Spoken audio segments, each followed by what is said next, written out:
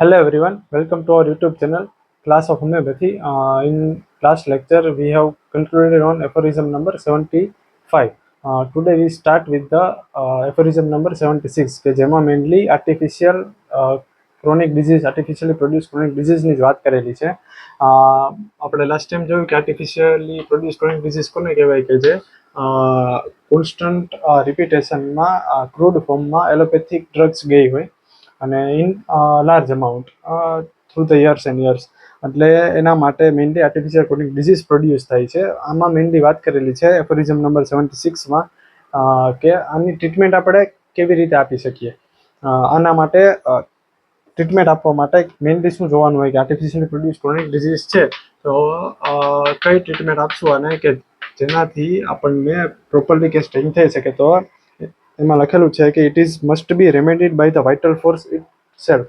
એટલે કે શું કે it is must be remedied by vital force itself. એટલે શું કરવાનું, શરૂઆતમાં જ્યારે પણ પેશન્ટ આવી રીતે આવે છે કે lots of drugs through the years crude ફોર્મમાં લીધેલી હોય, તો એના માટે મેઇનલી એવું કરવાનું કે એલોપેથિક ડ્રગ છે એ થોડાક દિવસો અથવા તો થોડા ટાઈમ માટે એને સ્ટોપ કરી દેવાની. હવે આ જો સ્ટોપ કરી દઈશું એટલે શું થશે કે જે કોન્સ્ટન્ટલી એલોપેથિક ડ્રગ્સ આવતી હતી એ બંધ થઈ જશે. એટલે જે આર્ટિફિશિયલ ક્રોનિક ડિઝીઝ જે પ્રોડ્યુસ થતો હતો એ ધીમે ધીમે બંધ થઈ જશે. તો આની સામે વાઇટલ ફોર્સ હવે રિએક્શન આપશે. આપણને ખબર છે કે જે એલોપેથિક ડ્રગ્સ એ પ્રાઇમરી એક્શન થ્રુ એક્ટ કરશે આપણી બોડીમાં. વાઇટલ ફોર્સની એક્શનને આવવા જ નહીં દે એમ મોમેન્ટરી એમ્યુલરેશન માટે.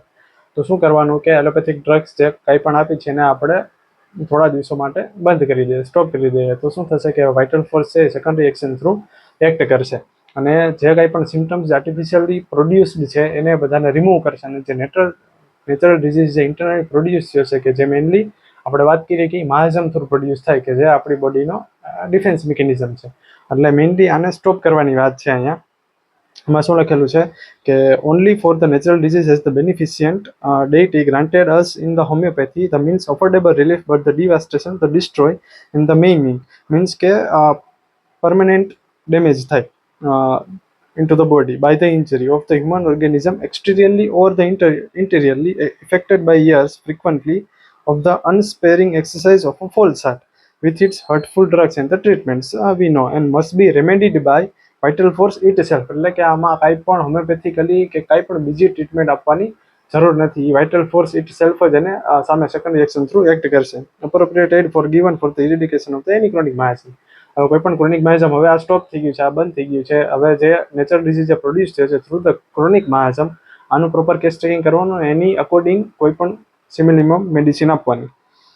That may happen lurking in the background if it have not already been too much weakened by such mischievous acts and can devote several years to this huge operation undisturbed. A human healing art for the restoration of a normal state of those innumerable abnormal conditions so often produced by the allopathic non-healing art there is not and cannot be. Mainly આ જ કરવાનું છે, એના પછી હોમિયોપેથિકલી treatment આપી શકીએ.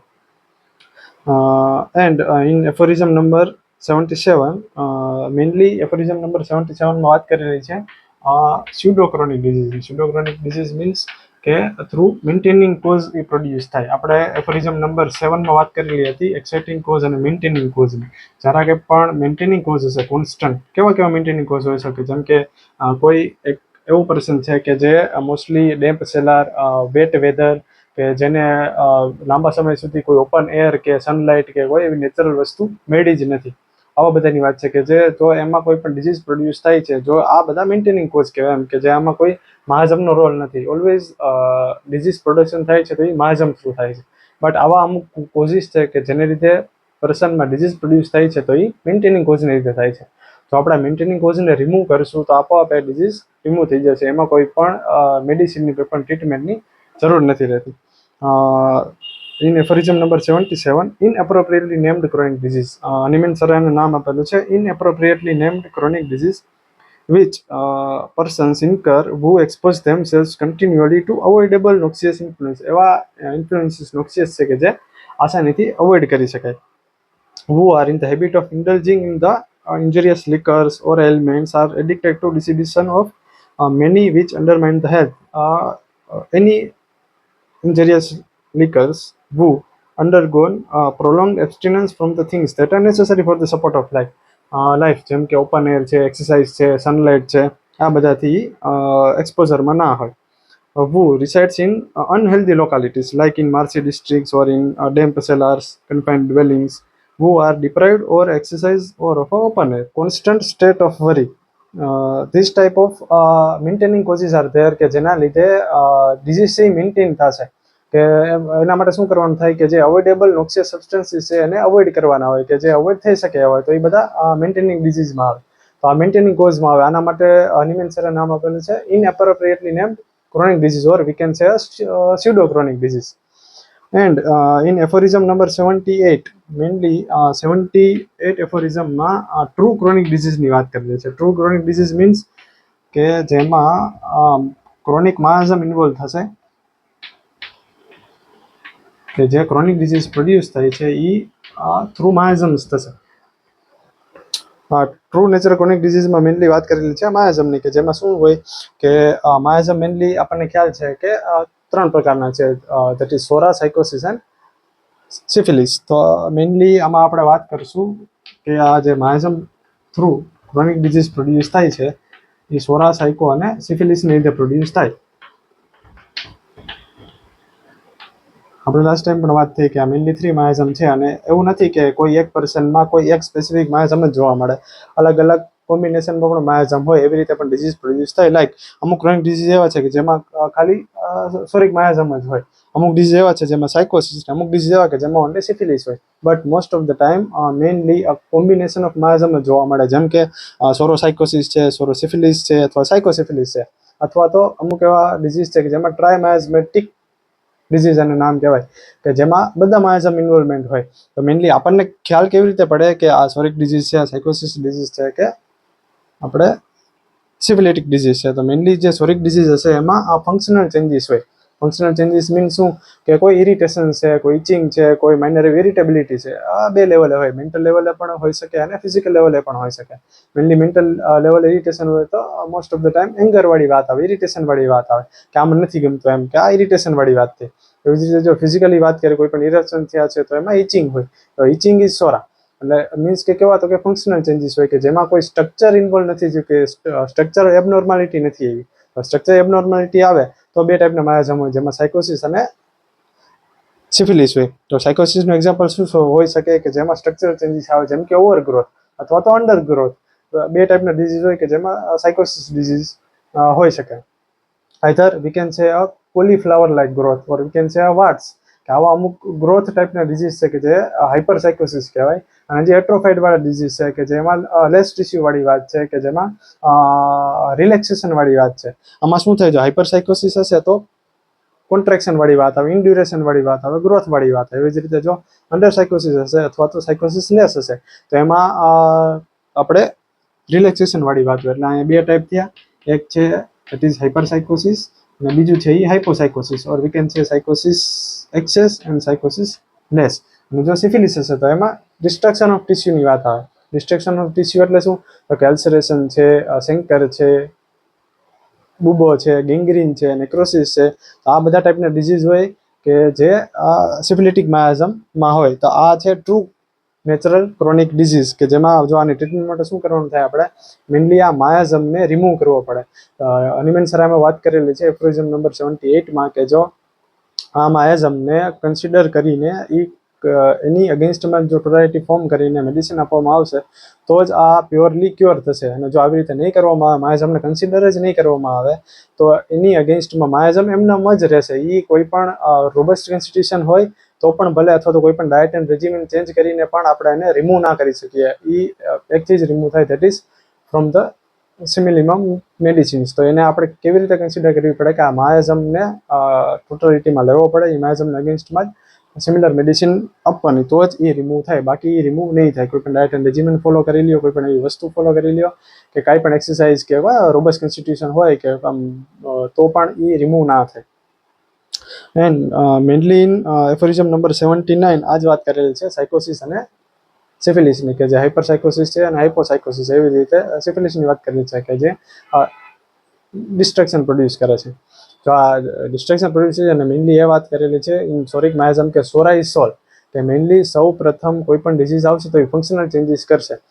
જે harmony છે એ ડિસ્ટર્બ કરશે ઇન ધ હ્યુમન બોડી. જો હાર્મની ડિસ્ટર્બ થાય દેટ મીન્સ ઇટ ઇઝ સોરા. જો આ સોરા પ્રોડ્યુસ થાય પછી જ એની સાથે સાયકોસિસ અને સિફિલિટિક માયાઝમ આવશે. જો સોરિક માયાઝમ નહીં હોય તો સાયકોસિસ અને સિફિલિસ નહીં આવે. જેને કહે ને કે 7 out of 8 disease because of psoric miasm. એટલે એ સોલ છે, એ સોલ તૈયાર કરશે, બેઝ તૈયાર કરશે હ્યુમન બોડીમાં. જો એ બેઝ તૈયાર થઈ જાય પછી જ એની ઉપર સાયકોસિસ અને સિફિલિટિક માયાઝમ આવી શકે અને એ ડિઝીઝ પ્રોડ્યુસ કરી શકે. એવું હોઈ શકે કે કોઈ પણ અત્યારે ડિઝીઝ પ્રોડ્યુસ થયો છે પણ એનો રૂટ છે ને એ સોરા હોય. સપોઝ કોઈ પણ ચાઇલ્ડહુડમાં આપણે જોઈએ ડિઝીઝ તો મોસ્ટલી કેવો હોય કે જે ફંક્શનલ ચેન્જીસ વાળા માઇનર વોમિટિંગ, ડાયરિયા કે કોઈ રેસ્પિરેટરી ઇન્ફેક્શન, કોલ્ડ એન્ડ કફ થઈ ગયા, કોઈ સિમ્પલ એવી ઇચિંગ થાય, કોઈ સિમ્પલ એવું આઈ ઇન્ફ્લામેશન હોય, આઈ ઇન્ફેક્શન થયું. તો આ બધા ડિઝીઝ એવા છે કે જે સોરિક હોય. એટલે જો ચાઇલ્ડહુડમાં કોઈ પણ પર્સનની ચાઇલ્ડહુડમાં જાય તો એ માયાઝમ જે બહાર આવે છે કે જે થ્રુ ધ ડિઝીઝ એ મેનલી સોરિક જ હોય. અત્યારે ભલે સાયકોસિસ ઓર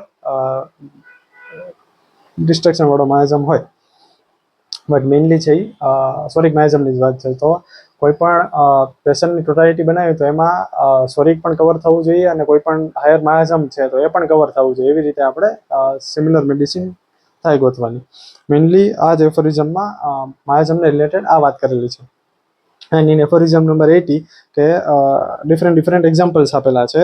જેમ કે કોલીફ્લાવર લાઇક ગ્રોથ છે, વેનેરલ શંકર કોલીફ્લાવર લાઇક ગ્રોથ છે તો એ સાયકોસિસ એક્સેસ થઈ ગયું. એવી જ રીતે વેનેરલ શંકર છે આ સેક્સ્યુઅલી ટ્રાન્સમિટેડ ડિઝીઝ છે, વેનેરલ શંકર ઇઝ. તો એ માયાઝમ ઇઝ સિફિલિસ. અને એની જ નીચે સોરિક માયાઝમની વાત કરી કે that is intolerable voluptuous itching, that is miasm is psora. અને આ બધા ફંડામેન્ટલ કોઝ છે. આપણે એફોરિઝમ નંબર 7માં જોયું ને કે એક્સાઇટિંગ કોઝ, મેન્ટેનિંગ કોઝ અને ફંડામેન્ટલ કોઝ. જ્યાં સુધી ફંડામેન્ટલ કોઝ રિમૂવ નહીં થાય ત્યાં સુધી માયાઝમ રિમૂવ નહીં થાય અને ડિઝીઝ ક્યોર નહીં થાય. And different types of examples are also there in aphorism number 80 જેમ કે hysteria, nervous stability, hypochondriasis, mania, kyphosis, scoliosis, hematodes, neoplasm, gout, hemorrhoids. આ બધા સોરિક માયાઝમની અંડર હનીમેન સરે વાત કરેલી છે. તો એવું કેમ કીધું કે આ બધા જે માયાઝમ છે એ સોરિકની અંડર આવશે? શું કામે તો કે એને સોલ તૈયાર કરી લીધી છે. સોરિક જ્યાં પણ સૌથી પહેલા ચાઇલ્ડહુડમાં જે ડિઝીઝ થયો આપણે સમજાય એમ કે સોરિક માયાઝમને લીધે જ હોય. પછી સાયકોસિસ અને સિફિલિસ આવે. અને જો આ સાયકોસિસ અને સિફિલિસની આ જે સોરિક માયાઝમની અંદર જ આ બધા ડિઝીઝની વાત કરેલી છે. બેઝ તો એ જ થયો, પછી જ સાયકોસિસ અને સિફિલિટિક માયાઝમ આવ્યો. મેઇનલી આના એક્ઝામ્પલ શું શું હોય છે કે સોરિકમાં કીધું કે કોઈ ઇરિટેબિલિટી છે, કોઈ એન્ઝાઇટી છે, કોઈ ફંક્શનલ લોસ હોય. તો જે ફંક્શનલી પ્રોબ્લેમ હશે તો એ બધા સોરિક માયાઝમમાં આવશે. મેઇનલી સાયકોસિસ અને સિફિલિસ જેમાં ડિસ્ટ્રક્શન અને ગ્રોથ આવશે. મેઇનલી ઇન એફોરિઝમ નંબર 81 વાત કરેલી છે કે જે સોરિક માયાઝમ છે એ આવે છે કેવી રીતે, પ્રોડ્યુસ કેવી રીતે થાય છે. એવી રીતે આપણે વાત કરેલી છે કે this are the passes through the generation to generation. એટલે આ પાસ છે એ મિલિયન્સ ઓફ જનરેશનથી પાસ થયેલો છે. અને આ સોરિક માયાઝમ આવી રીતે આપણી બોડીમાં we can say in every living ઓર્ગેનિઝમમાં માયાઝમ હોય જ છે. પણ કોઈ એવી સિચ્યુએશન, કોઈ એવી પરિસ્થિતિ આવી જાય છે કે જેને લીધે જે આ જનરેશન પાસ થઈ છે, જે લેટેન્ટ સ્ટેટમાં છે, કોઈ પણ માયાઝમ જે લેટેન્ટ સ્ટેટમાં છે, કોઈ એવી સિચ્યુએશનને લીધે એ એનું એક્સપ્રેસ કરે છે through some parts of a disease. તો એ પાર્ટ્સ ઓફ ડિઝીઝમાં આપણે એફોરિઝમમાં જોયું કે એફોરિઝમ નંબર 80માં કે જે ડિફરન્ટ ટાઈપ્સના હોય છે ડિઝીઝ કે જેની સોલ જે મેઇનલી તૈયાર થઈ છે એ સોરિક માયાઝમની હોય છે. કોઈ પણ ડિઝીઝ હોય તો એમાં સોરિક માયાઝમ તો હોય જ છે. બીજી એવી વાત કરેલી છે કે અત્યારના હાલના જે કોઈ પણ છે ડિઝીઝ, જેમ કે અત્યારે એલોપેથિક છે તો એ વધારે સિન્ડ્રોમ પ્રોડ્યુસ કરે છે કે જે આ ટાઈપના સિન્ડ્રોમ પ્રોડ્યુસ થાય છે ને આ ટાઈપના સિન્ડ્રોમ છે ને આવો ડિઝીઝ છે ને આ ટાઈપના સિન્ડ્રોમ છે ને ડિફરન્ટ ટાઈપ્સના સિન્ડ્રોમ છે કે જે હમણાં જ ઇવોલ્વ થયા છે. આની પહેલાં ક્યારેય આવા સિન્ડ્રોમની વાત નહોતી. તો આ ક્યાંથી આવ્યા છે, આનો મેઇન કોઝ શું છે, મેઇન સોલ કોણ તૈયાર કરે છે? તો એ વાત છે મેઇનલી સોરિક માયાઝમની. સોરિક માયાઝમ છે એ પાસ થાય છે generation to generation. Mainly aphorism number 81માં જનરેશન ટુ જનરેશન જે સોરિક માયાઝમ પાસ થાય છે એની વાત કરેલી છે. અને બીજી છે કે કન્જનાઇટલ કોર્પોરલ કોન્સ્ટિટ્યુશન હોય. એટલે શું છે કે કન્જનાઇટલી જ આ પ્રોડ્યુસ થાય છે. અને આપણે વાત કરી કે ચાઇલ્ડહુડમાં જ કોઈ પણ ડિઝીઝ આવે છે તો પહેલાં પ્રાઇમરી મેનિફેસ્ટેશન્સ હોય. પ્રાઇમરી મેનિફેસ્ટેશન એટલે શું કે સમ પાર્ટ્સ કે કોઈ એક્યુટ ડિઝીઝ આવે કે કોઈ ફંક્શનલ ચેન્જીસ હોય કે જેમાં બહુ એવો ડિઝીઝ પ્રોડ્યુસ નહીં થાય. જ્યારે પ્રાઇમરી મેનિફેસ્ટેશન રિમૂવ થશે ત્યારે એ સ્વરિક માયાઝમ છે એ લેટેન્ટ સ્ટેટમાં જાય. કોઈ એવી સિચ્યુએશન કોઈ પણ પ્રોડ્યુસ થાય કે જેને લીધે આ સ્વરિક માયાઝમ ફરીથી જે લેટેન્ટ સ્ટેટમાં છે એ પોતાનું એક્સપ્રેસ કરે. ધેટ મીન્સ કે એ સેકન્ડરી મેનિફેસ્ટેશન ઓફ સ્વરિક માયાઝમ આપે કે જેમાં આપણે ડિફરન્ટ ટાઈપના ડિઝીઝીસ અથવા તો ડિફરન્ટ ટાઈપના સિન્ડ્રોમ્સ જોયા. સિન્ડ્રોમ એટલે અત્યારની ટર્મ્સ છે કે જે આ સિન્ડ્રોમ આપણે આવી રીતે પ્રોડ્યુસ થાય છે, પણ મેઇન બેઝ તો આપણો સ્વરિક માયાઝમ જ છે. So today we conclude this lecture on aphorism number up to the aphorism number 81. In next lecture we will start with the case taking part mainly, જે aphorism number 82 to 104 સુધી છે. Thank you.